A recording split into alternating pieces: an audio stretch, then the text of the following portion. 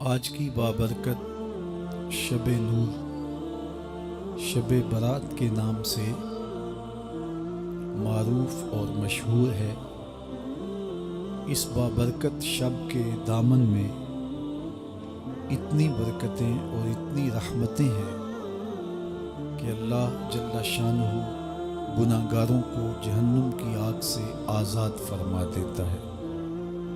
ام المومنین سیدہ طیبہ طاہرہ سیدہ عائشہ صدیقہ رضی اللہ تعالی عنہا فرماتی ہیں، ایک دن میں دیکھا کہ حضور میرے حجرہ میں نہیں ہیں، تو میں حضور کو تلاش کرنے نکلی۔ جنت البقیع میں آسمان کی طرف سر اٹھائے حضور اللہ سے التجائیں کر رہے تھے۔ مجھے دیکھا تو ارشاد فرمایا، عائشہ کیا تم نے یہ سمجھا کہ اللہ کا رسول تم سے زیادتی کرے گا؟ فرماتی ہیں میں نے عرض کی یا رسول اللہ صلی اللہ علیہ وسلم، میں یہ سمجھا شاید آپ کسی زوجہ محترمہ کے حجرہ میں تشریف لے گئے ہیں۔ فرمایا آج لیلۃ النصف من شعبان کی 15ویں رات ہے، درمیانی شب ہے۔ اس رات کو اللہ تعالی جل شانہ آسمان دنیا پہ نزول اجلال فرماتا ہے اور قبیلہ بنو کلب کی بکریوں کے بالوں سے زیادہ لوگوں کو جہنم کی آگ سے آزاد کر دیتا ہے۔ قبیلہ بنو کلب عرب کا بہت بڑا قبیلہ تھا جو بھیڑ بکریاں پالتے تھے اور لاکھوں کی تعداد میں ان کی بکریوں اور بھیڑوں کے ریوڑ تھے۔ تو اس قبیلے کی بکریوں کے بالوں سے بھی زیادہ گناہ گاروں کو جہنم کی آگ سے آزاد کر دیا جاتا ہے۔ تو یہ وہ بابرکت شب رحمت ہے، شب نور ہے، جس کے دامن میں اتنی برکتیں ہیں کہ کوئی محروم نہیں رہتا۔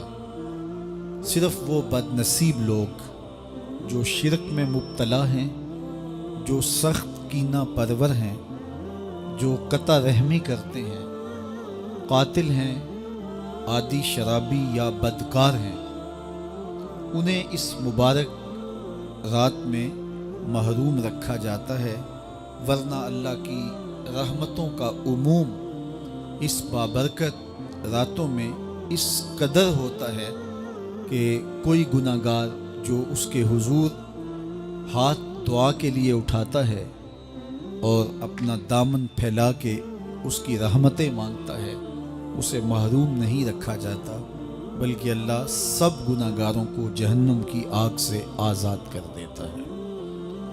ایک روایت میں آتا ہے کہ اللہ لیلۃ النصف من شعبان کی 15ویں رات کو آسمان دنیا پہ اپنی رحمتوں سے جلوہ گر ہوتا ہے اور فرماتا ہے کوئی رزق مانگنے والا، میں اس کی جھولیاں بھر دوں، ہے کوئی مغفرت طلب کرنے والا، میں اس کے گناہ معاف کر دوں، ہے کوئی مجھ سے عافیت مانگنے والا، میں اس کو عافیتوں سے نواز دوں، ہے کوئی فلاں چیز مانگنے والا، ہے کوئی فلاں چیز مانگنے والا، اس کی رحمتیں آواز دیتی ہیں اور یہ آواز غروب آفتاب سے لے کر کے طلوع فجر تک مسلسل بندوں کو دی جاتی ہے، اور بندے اس کے حضور اگر دستے طلب دراز کریں، اپنی جھولی پھیلائیں، تو اللہ تعالیٰ ان کو ان کے مانگنے سے بھی زیادہ عطا فرماتا ہے۔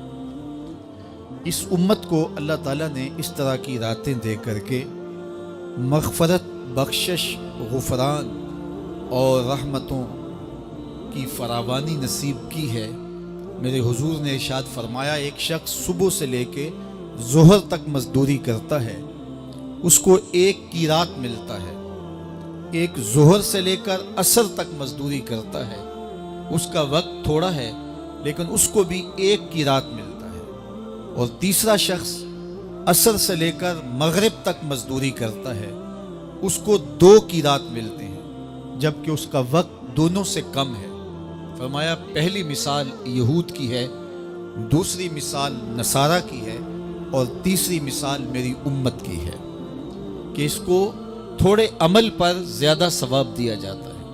تو یہود اور نصارہ نے اس پہ برا منایا تو حضور علیہ السلام نے فرمایا کہ اللہ نے ان کے اجر میں تو کمی نہیں کی، لیکن مسلمانوں کو زیادہ اجر دے دیا، تو یہ اس کی کرم نوازی ہے۔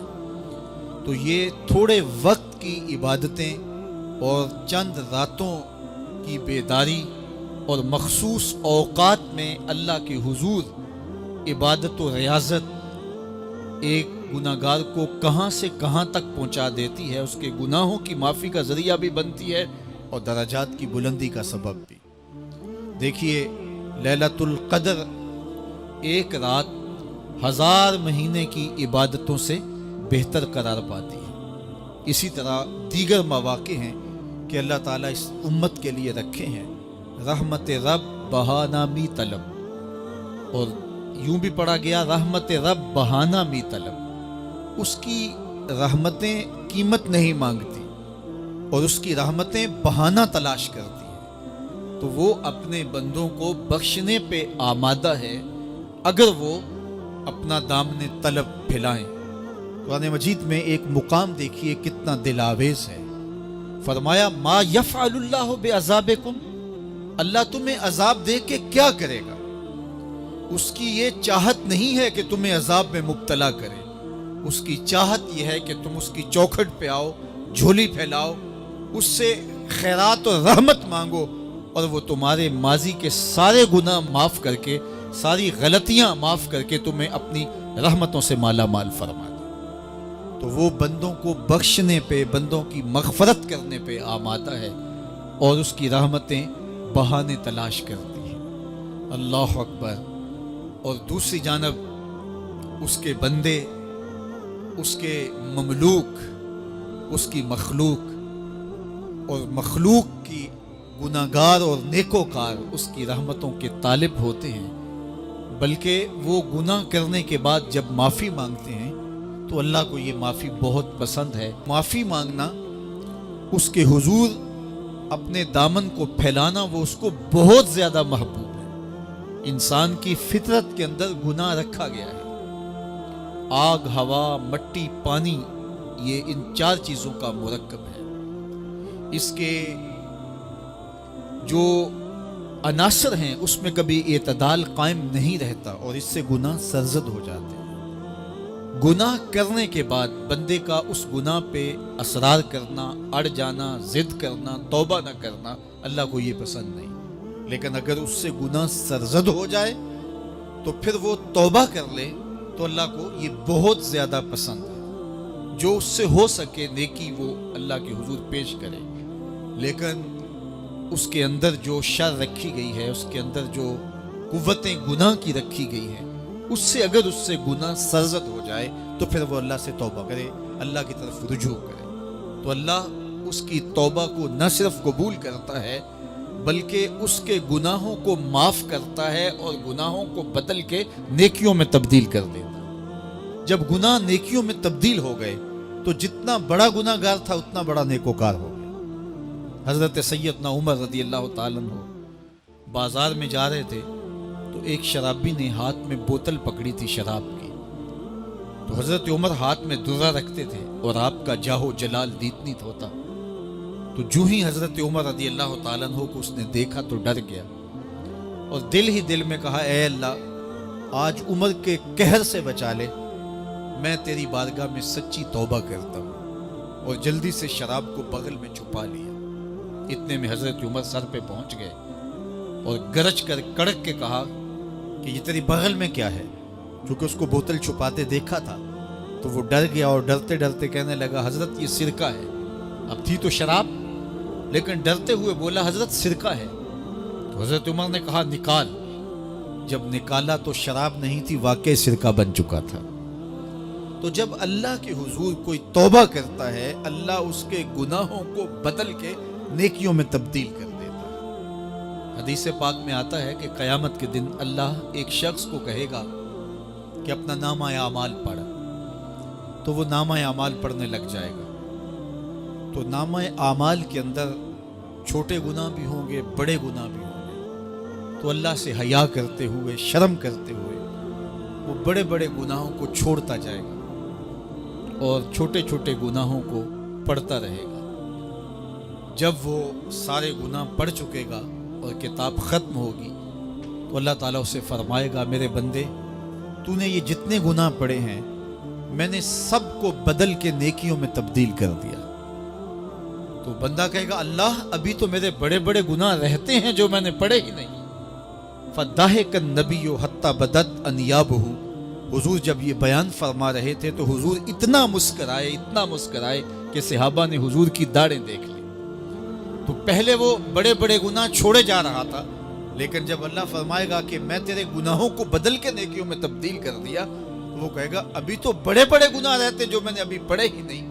تو جب کوئی بندہ اس کے حضور توبہ کرتا ہے، اللہ یہ نہیں دیکھتا اس نے گناہ کتنے کیے ہیں، یہ دیکھتا ہے بندہ آیا میری چوکھٹ پہ ہے تو اللہ اس کے پچھلے سارے گناہ معاف فرما دیتا۔ اللہ اکبر۔ میرے اور آپ کے آقا و مولا نے اللہ کے حضور توبہ کرنے اور اس پر اللہ کی خوشی اور اللہ کی خوشنودی کا ذکر کرتے ہوئے ایک مثال بیان فرمائی کہ ایک شخص صحرا میں سفر کر رہا تھا، تو وہ ایک درخت کے نیچے دوپہر کاٹنے کے لیے، سستانے کے لیے رک گیا اور درخت کے ساتھ اپنے اونٹ کو باندھ دیا اور خود لیٹ گیا تاکہ دوپہر کاٹ لوں۔ تھوڑی دیر کے بعد جب اس کی آنکھ کھلی تو اس نے کیا دیکھا کہ اونٹ ماں ساز و سامان کے ساتھ غائب ہے۔ اب صحرا میں اونٹ کا گم ہو جانا گویا زندگی چلے جانے کے مترادف ہے۔ تو اس نے دائیں بائیں بھاگ دوڑ کے دیکھا کہ کہیں اونٹ کا نشان مل جائے، لیکن اونٹ کا نشان نہیں ملا۔ تا حد نظر کوئی انسانی آبادی نہیں۔ وہ بھاگا اور تھک ہار کے دوبارہ اسی درخت کے نیچے بیٹھ گیا اور پیاس سے ہلکان ہوا جا رہا تھا اور درخت کے ساتھ ٹیک لگا کے لیٹ گیا اور موت کا انتظار کرنے لگا۔ جن لوگوں نے صحرا کا سفر کیا ہے ان کو اس بات کا اندازہ ہوگا کہ کئی 100 میل تک انسانی آبادی ہی نہیں، اب نہ کچھ کھانے کے لیے بچا نہ کچھ پینے کے لیے بچا، اونٹ بھی غائب ہو گیا، توشا بھی ساتھ ہی چلا گیا، تو اب ظاہر ہے سیدھی موت ہی نظر آ رہی ہے۔ تو وہ اس درخت کے ساتھ ٹیک لگا کے بیٹھ جاتا ہے اور موت کا منتظر ہوتا ہے۔ تھوڑی دیر کے بعد پھر اس کی دوبارہ آنکھ لگ جاتی ہے۔ جب دوبارہ آنکھ لگتی ہے تو تھوڑی دیر بعد پھر آنکھ کھلتی ہے۔ جب دوبارہ آنکھ کھلتی ہے تو دیکھتا ہے کہ اونٹ جو گما تھا ماں ساز و سامان کے اس کے پاس کھڑا ہے۔ تو صحرا میں اس حالت میں اونٹ کا مل جانا زندگی مل جانے کے مترادف ہے۔ تو وہ اتنا خوش ہوا کہ خوشی کی انتہا نہ رہی، بلکہ مسرتوں کے ہجوم میں درک گیا اور کہنے کیا لگا، اللہم انت عبدی وانا ربک، اے اللہ تو میرا بندہ اور میں تیرا رب۔ کہنا تو یہ تھا کہ تو میرا رب اور میں تیرا بندہ، لیکن مسرتوں کا ہجوم ہی اتنا تھا، خوشیوں کا ہجوم ہی اتنا تھا کہ زبان پہ قابو نہ رہا۔ کسی کے آنے سے ایسے ہوش اڑے ساقی کے، شراب سیخ پہ ڈالی اور بوتل میں کباب۔ کہنا یہ تھا اللہم انت ربی وانا عبدک، لیکن اس قدر خوش ہوا جب بھی تیری قربت کے امکان نظر آئے ہم اتنے خوش ہوئے کہ پریشان نظر آئے۔ تو کہنا یہ تھا کہ اے اللہ تو میرا رب اور میں تیرا بندہ، لیکن خوشیوں کے ہجوم میں وہ کہتا ہے اللہم انت عبدی وانا ربک، اے اللہ تو میرا بندہ اور میں تیرا رب۔ حضور یہ بات بیان کرنے کے بعد صحابہ سے پوچھتے ہیں کہ ذرا بتاؤ اس بندے کو کتنی خوشی ہوئی کہ خوشی میں زبان بھی قابو نہ رہی اور اپنے آپ پہ کنٹرول نہ رہا، اور خوشیوں کے ہجوم میں اسے یہ بھی پتہ نہیں چل رہا کہ وہ کیا بول رہا ہے۔ تو صحابہ نے عرض کی حضور بہت زیادہ اسے خوشی ہوئی۔ تو میرے حضور نے یہ بات کرنے کے بعد ارشاد فرمایا، جس طرح اس کو گما ہوا اونٹ ملا اور اس کی خوشی کی انتہا نہ رہی، تو فرمایا جب کوئی شخص توبہ کرتا ہے اور اللہ کے حضور پلٹ کے آتا ہے، گناہوں سے معافی مانگ کے اس کی دہلیز پہ آتا ہے، میرے حضور نے فرمایا اللہ اس سے بھی زیادہ خوش ہوتا ہے کہ میرا بندہ میری چوکھٹ پہ آ گیا۔ تو وہ یہ چاہتا نہیں کہ اپنے بندوں کو عذاب دوں، وہ خود آگ میں چھلانگے لگائیں تو اس کی مرضی، اگر گناہ سرزد بھی ہو گیا ہے تو کوئی بات نہیں، معافی مانگ لیجیے۔